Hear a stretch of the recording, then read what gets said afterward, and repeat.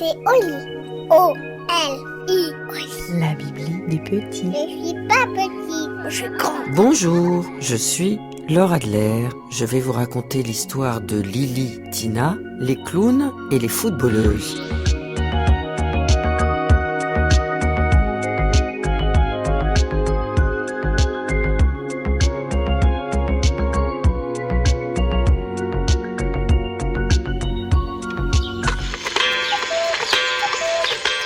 Elle est en retard. Elle est toujours en retard. Elle en a assez de se faire houspiller à l'école, à la maison et même au sport. Elle ne retrouve jamais l'autre chaussette le matin alors qu'elle doit vite avaler son petit déjeuner. D'ailleurs, elle s'en moque de ne pas avoir la même couleur aux deux pieds. Mais ce n'est pas du goût de ses mères qui lui disent gentiment qu'on va peut-être se moquer d'elle à l'école. « Tant pis », leur répond-elle. « Je dirais que je suis clown. » Clown, c'est bien, non ? Au début du week-end, dans son quartier, sur la place du marché, une tente avait été dressée et un gros monsieur n'arrêtait pas de tirer sur des cordes pour qu'elle ne s'envole pas. Lily avait convaincu ses mères de prendre des tickets et d'inviter Tina à aller avec elle au cirque. À peine arrivée sous la tente, elle avait tiré sur les manches des pulls de ses mamans pour avoir le droit de se mettre tout devant. Et là, sur la piste, le ventre caché par un gros tambour, est apparue une personne. Une personne si belle qu'on ne pouvait dire ni son âge, ni si c'était une fille ou un garçon. Elle était habillée d'une grande combinaison blanche, couleur de lune, et sur sa tête, d'où s'échappaient des cheveux longs, elle portait une casquette avec des étoiles. Aux pieds, elle avait de grosses chaussures, d'énormes chaussures qui faisaient qu'elle marchait difficilement, lentement, comme si elle allait perdre l'équilibre. Lily a murmuré à l'oreille de Tina: « Tu te souviens quand mes mamans nous ont montré un film avec le premier homme qui a marché sur la Lune ? Tu ne trouves pas qu'elle lui ressemble ?»« Non, » dit Tina, qui était éblouie. « Cette personne est beaucoup plus belle et elle ne porte pas de scaphandre. » Et puis, la lumière s'est éteinte. Les étoiles sur la tête du clown se sont allumées. Il a pris dans ses bras un cercle de papier, puis il l'a allumé. Tina a crié.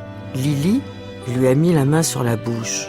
« Pas peur, faut pas avoir peur, tu vois bien qu'elle est magicienne. » Tout d'un coup, c'est la tente elle-même qui était remplie de milliers d'étoiles.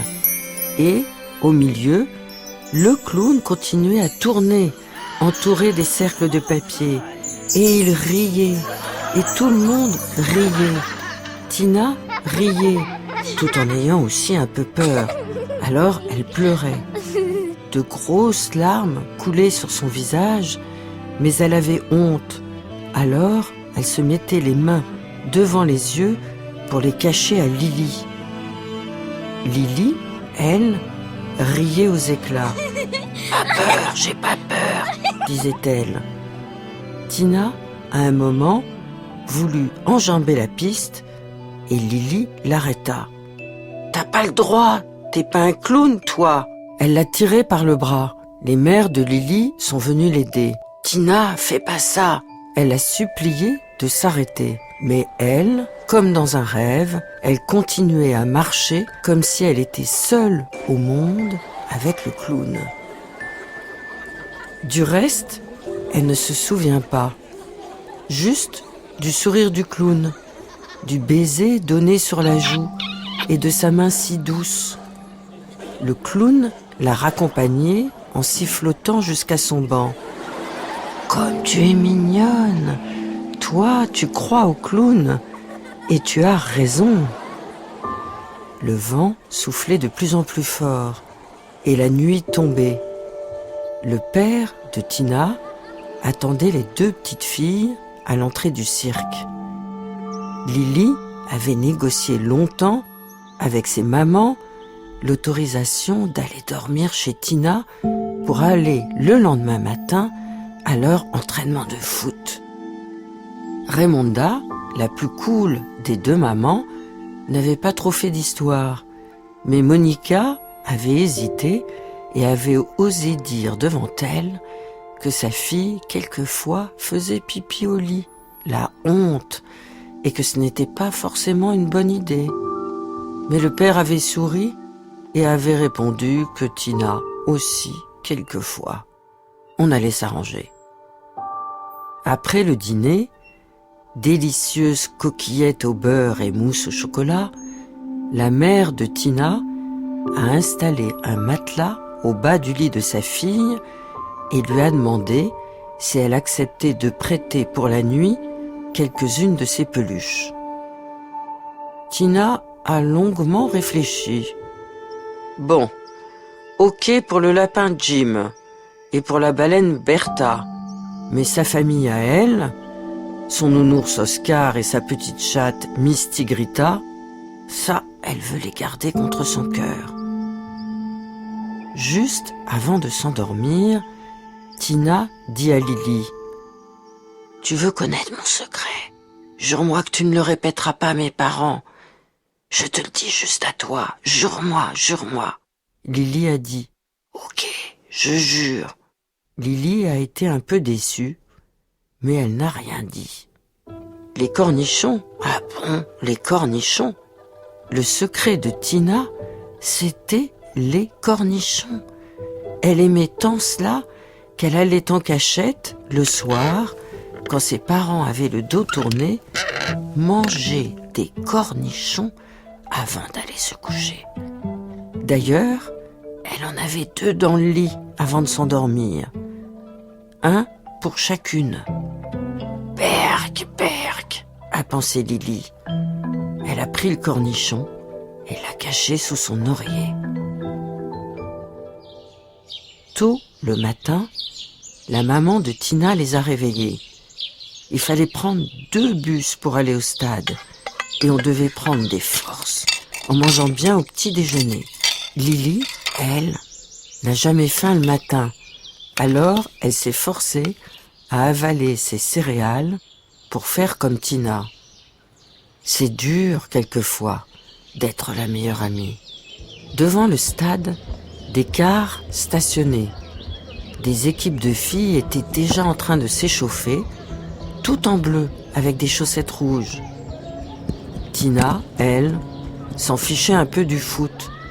Elle était là pour être avec Lily, une super fan, depuis qu'elle avait vu la Coupe du Monde. Lily, elle, était super inquiète. Elle avait l'impression qu'elle ne serait pas à la hauteur. Elle remontait ses chaussettes sans arrêt et avait peur de les perdre quand elle irait sur le terrain. Lily, c'est une buteuse. Son idole, c'est Eugénie Le Sommer. C'est elle qui a permis la victoire des Bleus contre l'Islande grâce à un penalty dans les 5 dernières minutes du match. Eugénie, c'est son modèle. Quand elle sera plus grande, elle voudrait avoir la même coiffure, les cheveux tirés en arrière comme Eugénie, et le même numéro de maillot, le 9. Pas choisi par Corinne Diacre pour les derniers matchs, elle a écrit sur Twitter qu'elle continuerait à tout donner à son équipe avant de partir en Amérique. Classe, Eugénie. Lily et Tina, après avoir patienté dans les vestiaires, eurent enfin le droit d'aller s'échauffer dans le stade. Il y avait des dizaines et des dizaines de filles avec leurs entraîneuses qui leur demandaient de former des équipes. Elles étaient trop nombreuses pour engager un match. Tina était rassurée. Lily, elle, était déçue. Alors, pour se consoler, elle s'est mise à penser à la future Ligue des Champions et surtout à la prochaine retransmission à la télévision des Filles Bleues. Elle les appelle comme ça. Elle va se licencier pour s'inscrire à un stage pour les prochaines vacances, avec Eugénie. Lily rêve de terrain, Tina de pistes aux étoiles. Et toi, plus tard, tu voudras devenir quoi? Clown ou footballeuse? Et voilà, l'histoire est finie. Et maintenant, au lit. Non, une autre. Oui.